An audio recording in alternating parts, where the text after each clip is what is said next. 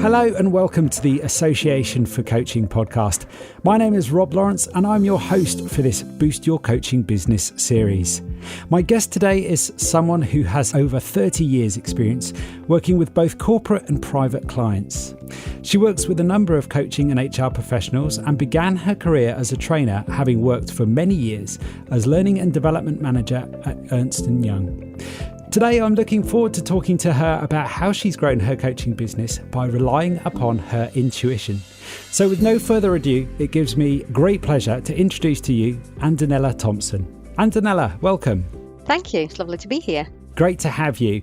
I'm really excited to be chatting with you today. I know we haven't known each other that long and we met through the AC community, but I'm really curious to learn more about you and how you and your business has grown as a coach. So why don't you share a little bit more about who you are, and then perhaps we can deep dive into how you grew your coaching business and how it has evolved in quite a unique way. Okay, so Andonella, I'm of Italian parents, but born and brought up in Lancashire and always wanted to be a teacher. So trained as a teacher, did it for a year and really didn't like it. I decided I was better suited to big kids rather than the little kids. So I left teaching after my probation year was completed. I went into recruitment, which I really enjoyed doing. It was very different going to the pub at 5 o'clock rather than staying at home writing session plans for young children. And probably after 5 or 6 years, I decided I needed a little bit more, something a bit more challenging, something a bit more interesting, get my brain working. So I went into an HR route. I went to Ernst & Young, joined as an admin supervisor, and pretty much worked my way up. So every couple of years, I would get promoted into another role. I became HR manager, and then every role that I did within the HR manager's role, I managed to find some kind of training or coaching element. I don't know how I did it, but I seemed to make it work for myself. And then it evolved from there. So 12 years of Ernst & Young doing lots of different things within EY. I found quite a lot of coaching work within EY really satisfying, really fulfilling. When I was made redundant 12 years later, a big group of us were made redundant in one go, just decided to leave, work for myself, give it a go and get another job if it didn't work out. So I've been working for myself since 2005, and here I am today telling the tale of working as an independent, doing coaching and training. But coaching is where my passion really lies, and it always has done, really. Can you remember the first moment you discovered coaching? You mentioned there that it's really satisfying and fulfilling, or it was very satisfying and fulfilling for you, that coaching element at EY. But do you remember those early moments and discovering coaching? Yes, I think I do. I don't think it was actually at EY that light bulb moment happened for me. It was actually after, even though I had been doing coaching with the potential leaders in EY. It was when I was a mentor. Actually, I was still at EY as a mentor for the first time, but then I became a coach to a chief executive shortly after leaving EY. And it was at that point I thought, this is my calling. This is what I want to do, and thoroughly enjoyed it. So from mentoring, which was really working with people at a relatively senior level, not necessarily chief executive level from the beginning, but a fairly senior level, and realised that I could make quite a big difference with just going with my instinct, going with my intuition, asking questions, deeper questions. I'd love to talk to you more about your intuition there. It's something I've learned about you quite early on. Fascinating backstory about how you started out as a teacher, went into HR, and then that unfolded into your coaching. As you mentioned, you took the leap and you tried something out, took quite a risk by the sounds of things. It's obviously worked out for you and you have a well-established coaching practice now. What factors would you say attribute to the success of your coaching business and profession since 2005? Do you know, I don't give up very easily. Mm-hmm. I think I was very tenacious, a bit of a dog with a bone. I knew that I could make something work. And it also suited me privately, personally, because I had 2 young children at home, working in a 9 to 5 or 8 till 7 job, as it often was in those days when you needed to. It just didn't work because my husband was working away quite a lot. So I thought, if I can make this work for me, working for myself, I can make the flexibility be appropriate for me and my needs and my children's needs. So that was a big driver. And I just found a way, suddenly having lots of cups of coffee with people really paid off. And I did question, is that the right way to do it? I didn't know if it was or not, but having coffee with people that were in my network, that were loosely in my network, got me a very good first big contract, which really gave me the leap that I needed just to give me the comfort going, okay, I can do this. It's not necessarily coaching all the way, but it's an open door. And that's really how it began. You strike me as very confident. Was it just comfort, or was it confidence as well, getting that first contract? A little bit of both, I think. I mean, I am quite a confident person, but I also suffer from imposter syndrome, as many of us do, I'm sure. And it was knowing that I was doing something that I was comfortable doing, but also willing to put myself out there and push it that little bit further. So I think probably opening the door was within my comfort zone, and that needed to be something that I knew how to do something or how to approach it, not necessarily having done something before. But then, even with this big first contract that I did, which was a year contract working for Deloitte, but it was HR processes, it was re-engineering, and then I found a way of coaching people within that team. So I found my way, I navigated my way through it so that I could do things that I really loved doing, even though I was producing different pieces of work for them that they needed on a piece of paper. It was actually the people element that I kept nudging forward. So it was a case of actually putting yourself out there, I guess, showing up every day as a new business owner and as a coach, would you say? Yeah, yes. I mean, and initially it wasn't just coaching. So as I was saying, I did some training. I turned up and did some events where I was performing almost in terms of team working. And I remember doing a bell bin exercise in a massive conference with arts people. And it was in the very early days. And I have to say, I spent quite a lot of time going, what do I know about some of this stuff? Who am I? What are they listening to me for? But actually, for every piece of work that I did, I would get something back off it on the back of that. So I would get a coaching client coming as a result of doing that initial piece of work, or I was a mentor to somebody else who then maybe was a chief executive. And that's where the coaching really began. So it probably only took me a year before I really found my way through coaching or into coaching properly. So the training became less, the turning up for conferences became less, and I was doing more and more coaching.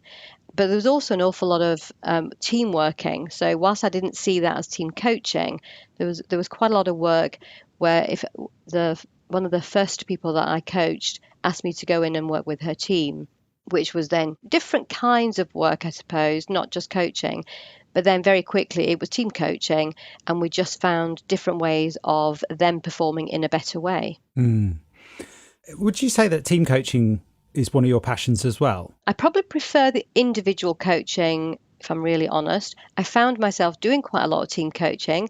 I don't know if I'm doing it in the right way. I don't know what else I don't know, but it seems to come up with results. I seem to find a way of the team moving forward, and I get great feedback, which is always affirming what you're doing is the right thing that you're doing. Mm-hmm. I'm sure there's a lot more to do, and there's a lot more different things to do. That's great. What I was hearing there a moment ago, which I find absolutely fascinating, is you were almost taking a flexible, almost an adaptable approach to the work that you were doing. You were looking for the opportunities where you could play to your strengths, perhaps, but also try something new.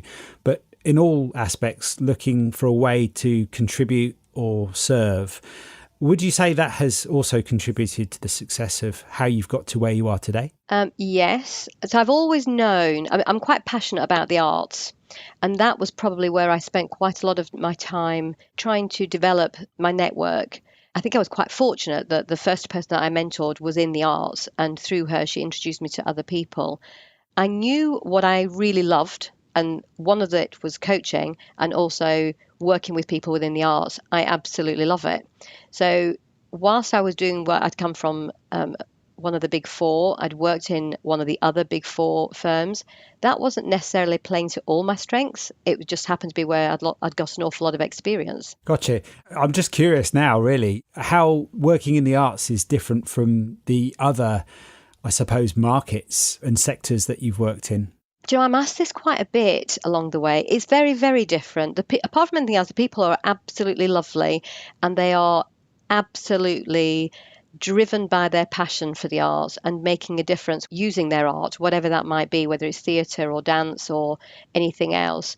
And I just love that passion. I think I feel that passion with the coaching, and I feel it with them with their art. So it just feels like I'm marrying the two. Yeah, I like what you said there about using passion to make a difference, actually. And I wonder if that's somewhat part of your own theme and story. Obviously, the world's been through a lot of change in the last year, and particularly 2020 with the pandemic. I'm curious, with your experience as a coach and as somebody working in the arts, what changes have you seen to your practice and to your business and to those that you are coaching in that field? Certainly the last year has been my busiest year ever, which surprised me. When I first started training as a coach, when we were doing our vision board, I remember to this day saying, I would love to be training in coaching skills one day. And the last year has brought me training, coaching skills, and mentoring skills. And both of those areas have been big, huge for me. So not only have I been training these coaches and mentors, but I've also in turn been coaching them as part of the program. So I have been extremely busy, not only with the arts. I've actually been working with a group of church leaders, which has been lovely to watch them grow as well with their own beliefs and faith. But within the arts, it's been tough, really, really tough for them, because obviously a lot of the areas have slowed down or closed, but actually their passion doesn't go at all. So it's just given me an even bigger focus to make sure that they are prepared when things open up for them, that they are armed with the skills they need to start flying. And on that, would you say there's a greater need now for coaching in the Yes, arts? yes, absolutely. Absolutely. And one of the things that, I mean, I tend to give back quite a bit in the arts because there's not a lot of money in the arts, but actually that's not the important bit. It's making sure that the people who are working in the arts or any other industry for that matter, they can find their way themselves. And sometimes I just feel like that all they need is they need to find their mojo, they need to find their motivation just to help them get a lift. So everyone's struggled through this pandemic in so many different ways. And actually, it's just letting people know that they're not on their own. And sometimes that's all they need. And it's just being able to say it out loud to somebody who isn't going to judge them for feeling rubbish on a particular day. So let's talk a little bit more about how you use your intuition in your business, because I'm fascinated by this concept that you've introduced me to there. How does that show up for you as both a business person and as a trainer and as a coach? I think that's a really interesting question. So how does it show up for me? Well, first of all, I tend to pay attention to my intuition a lot, and I don't think it's let me down very often. I'm sure there's lots of schools of thought that would tell you that you have to go with fact and look for evidence, etc., etc. I think in coaching, you have to listen to your intuition. So whilst I love knowledge, I love learning about new models, new techniques, etc. That's not what I'm good at. So if I'm listening to my intuition, I just tend to draw on the different tools and techniques that I might have in my toolbox, but it's my intuition that absolutely drives that every step of the way with every single client. So I'm guessing this is something that you've developed over time by relying upon your intuition. And I don't know about you, but I often have this experience where my intuition is telling me one thing, but my logic is telling me another. And 9 times, if not 10 times out of 10, if I follow the route of logic, the intuition was right. Is that something that's been part of your journey in terms of trusting your intuition, perhaps? Yeah, absolutely, Robin. I think one of the things that I've learned through experience is logic will take you down one path. It might not necessarily be the right path for that individual that you're coaching. So I tend to listen out for the hooks. I tend to question what I'm hearing and present back what I'm hearing. And quite often that intuition will take you down a different road than you thought you were going to go down, or take your coachee down a different road. I can't say that it's let me down very many times at all. So I have learned to pay attention to it. So in the early years, I probably would have gone down the logic route, and I would have stuck to, this is the right thing to be doing. And actually, apart from anything else, it doesn't make me feel authentic. So my intuition makes me feel authentic. It makes me show up as I am, knowing that I can be curious, knowing that I can be fully present and absolutely be there for that coachee.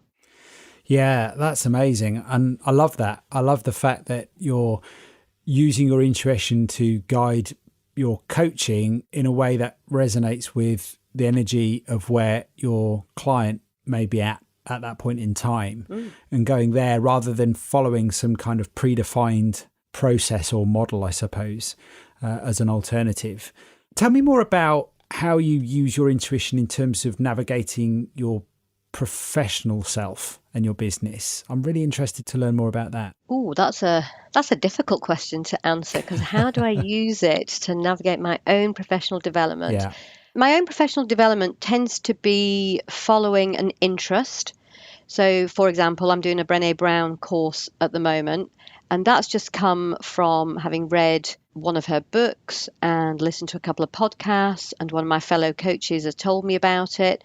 I thought, oh, that piques my interest. So that's this year's thing. And then I always look to how can I use it? How can I use it with my coaching clients? How can I use it for me? So there's quite a lot of reflection for me goes into it. I try to, so maybe I'm taking a logical approach here, and I'm contradicting myself. I try to give myself one good course a year from an upskilling point of view. But I don't plan what I'm going to do necessarily. I just look out for and follow my gut again.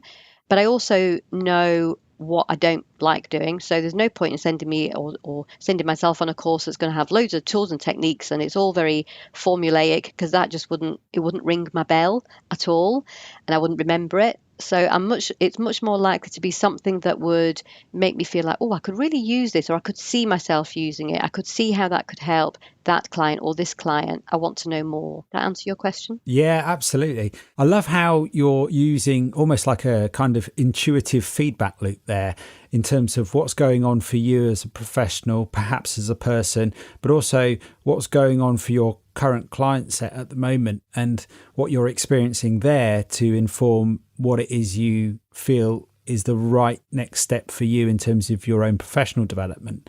I also love this idea of having, focusing in on one core area perhaps each year as, I suppose, a way of keeping yourself accountable and making sure that you're keeping focused and investing yourself into something that's meaningful, perhaps. I think it's really important to keep upskilling yourself. I don't think any coach, no matter how experienced they are, can just carry on using the skills they've always used. There's always something new to learn. There's always a different angle or a different technique or a different question that you might hear that go, wow, that's such a profound, deep question. I want to know more. So I'm not arrogant enough to be able to say, I know it all, no matter how old or experienced I am. So there's always loads more that I want to find out. How I retain that. So if I learn something, I have to put it into practice quite quickly, otherwise I lose it. So I always think, well, the various things that I've done. For example, I did NLP a couple of years ago, and I am an NLP practitioner. But actually, a lot of it I've lost because I've not put it into practice. But that also tells me, following my intuition, that if I've not used it lots, it's because it's not right for me. So there are some techniques that I will use lots because it feels right and I know what I want to do with it when I'm using it with my coaching clients. Yeah, so that's fascinating. That's really interesting. I like this idea of you're using your intuition there to almost filter what's worth investing in going forward, and also kind of cutting out the stuff that you might learn something and then you find that you're not using that over time. And if you're not implementing it quickly, then it's perhaps something you don't need to use yourself as a coach going forward. Yeah, I mean, I will tend to, I'm a collector of books, and I still have all my files from all the courses that I've been on over the years. So every now and again, I'll take a notion for, I know I've seen something about this. Let me go through what I've got, my materials. So I might not be using it every day, but it's obviously in there somewhere at the back of my brain in my filing cabinet. So I will tend to seek it out if I think it could be useful to me, or somebody mentions something. Oh, I remember that, but I can't remember how to use it. So let me look into it.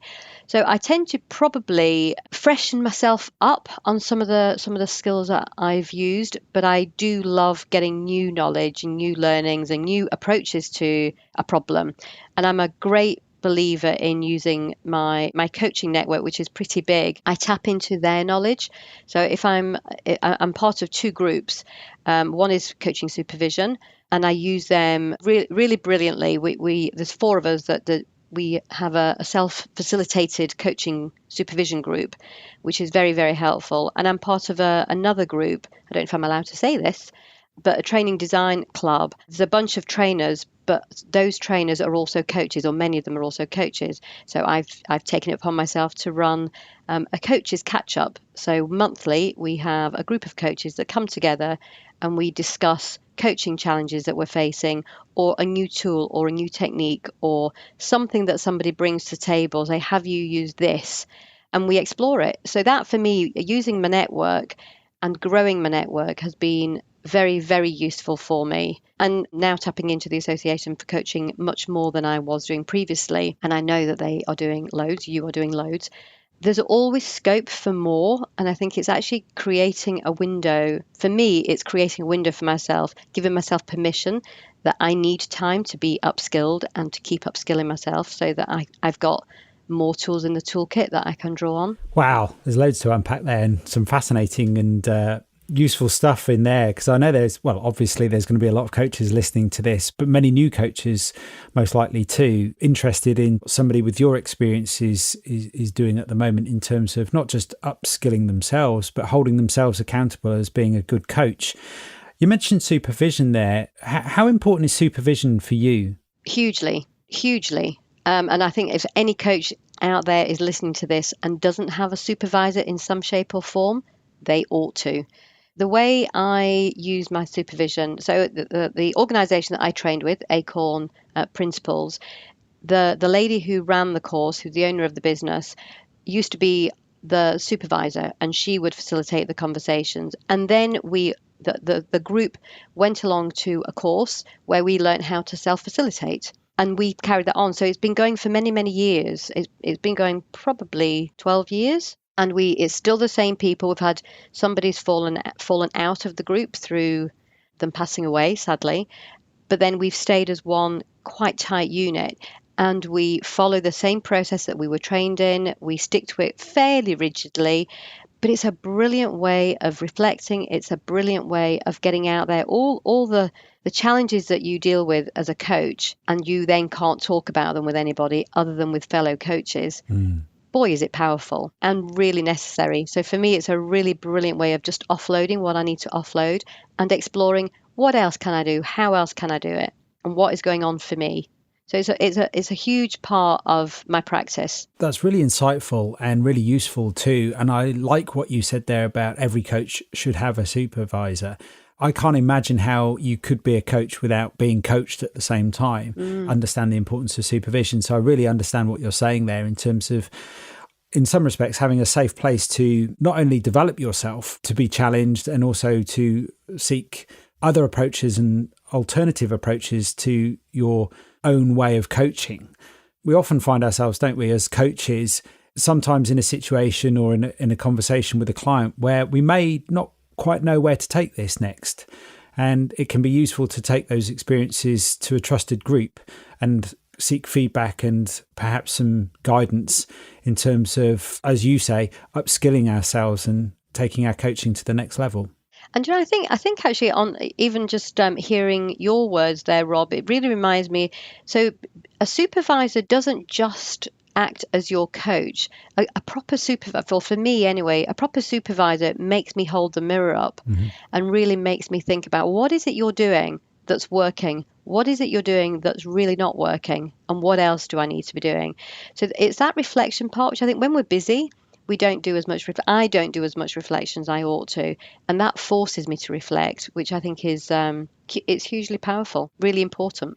Going back to what you were saying earlier there about making that time, how do you go about that in your business? Because I know as a business owner of my own, you can get really, really busy at times, and you're having to wear so many different hats as a business owner as well as being a coach.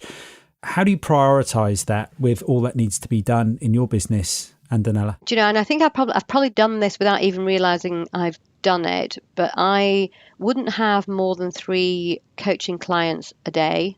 Sometimes I've done 4, but not very often. And the reason for that is that I plan every session, and which involves reflecting on the previous session that I had with that coachee. And it takes a lot out of me. Actually, even though I'm doing quite a lot of training or facilitating board sessions or whatever else I might be doing, the coaching is the bit that I give everything to. It drains me. So by the time I've done 3 sessions, I don't want to do any more. So, for example, I would do a first session as a number 4 of the day, because a first session for me doesn't need as much planning. Any other session needs planning and it needs reflection after it. Do I do anything formally after a session?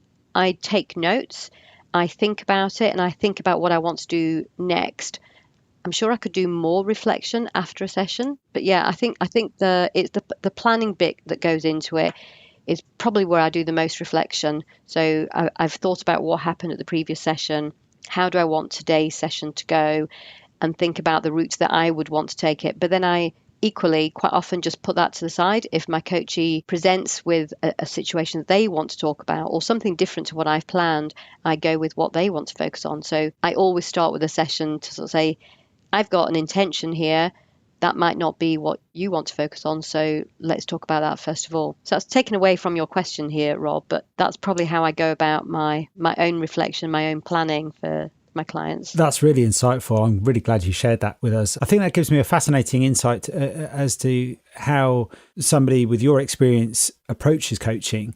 I'm curious to know on that, coming back to your intuition here, you strike me as somebody who has a good sense of how you're going to be at certain times with certain people. And I'm curious to learn more from you about how you manage your time and your energy around coaching sessions and having that supervision and also having time to learn something new. So I guess what I'm asking is, do you segment your schedule in that way based on who you are and how you operate from an energetic level? I think the short answer is yes. Very, very rarely have back-to-back coaching sessions. Very rarely. Because I think I need a break from one client to the next client.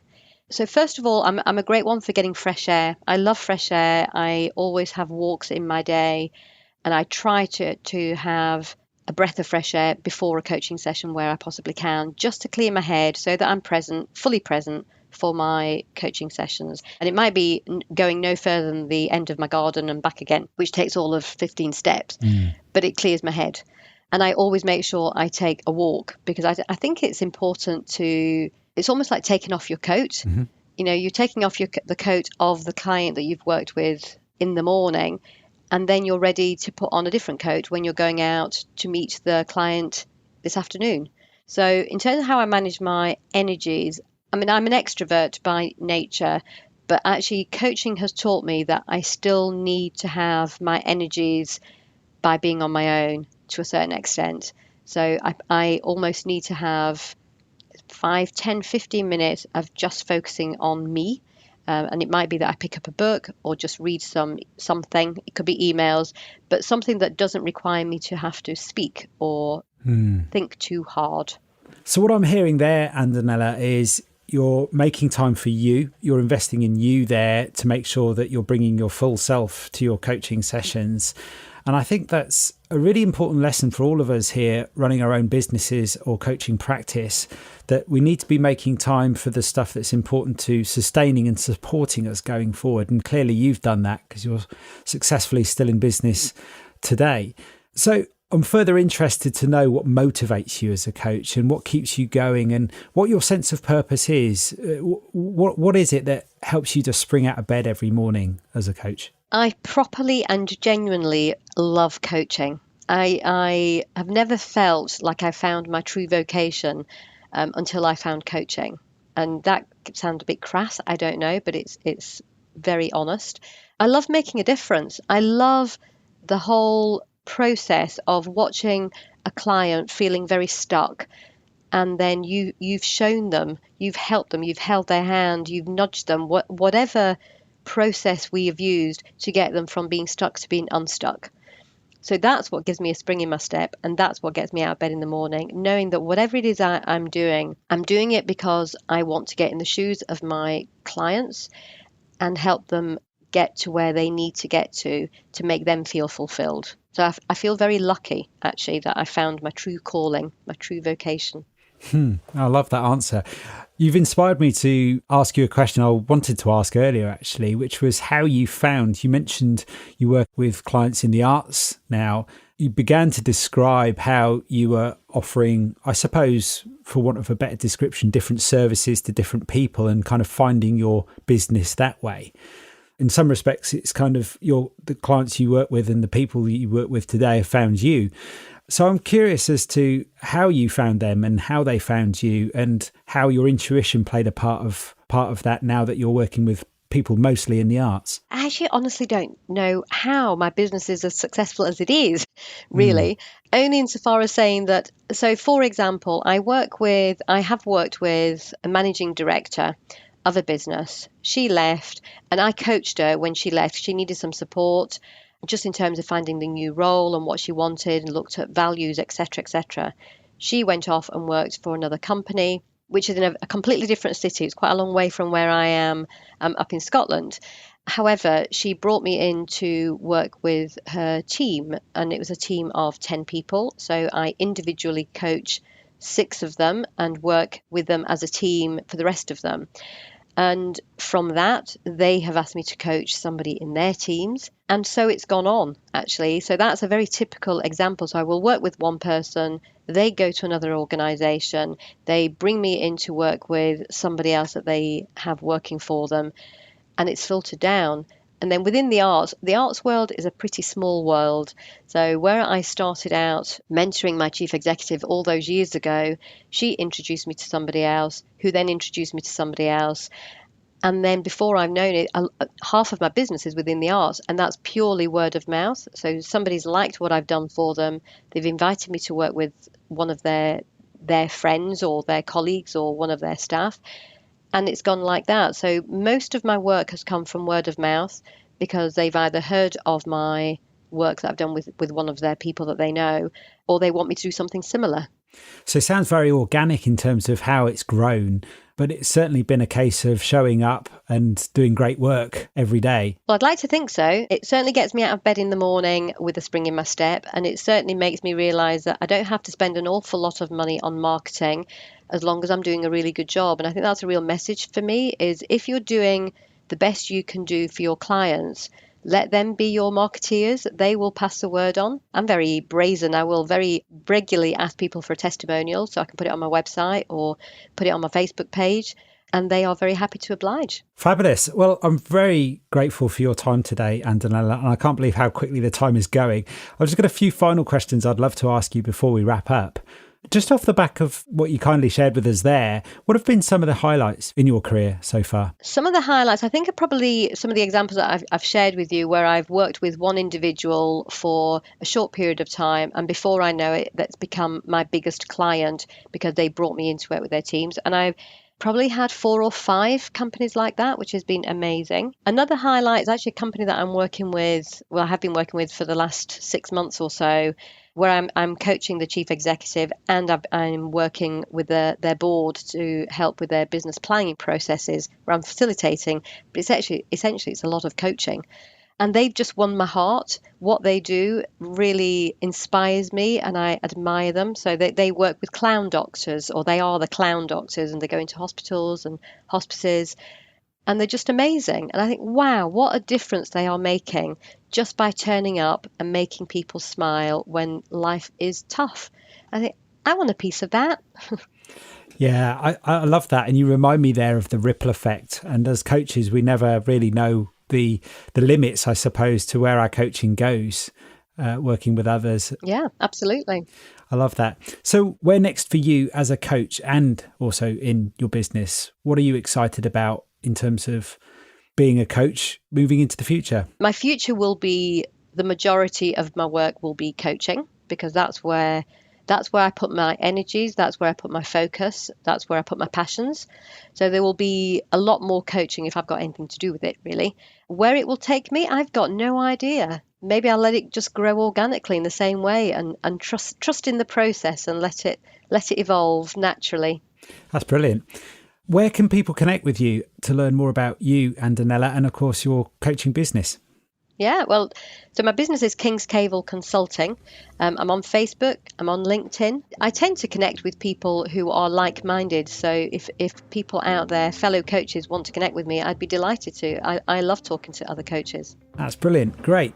Well, thank you so much for your time today, Andonella. Thank you. It's been a pleasure.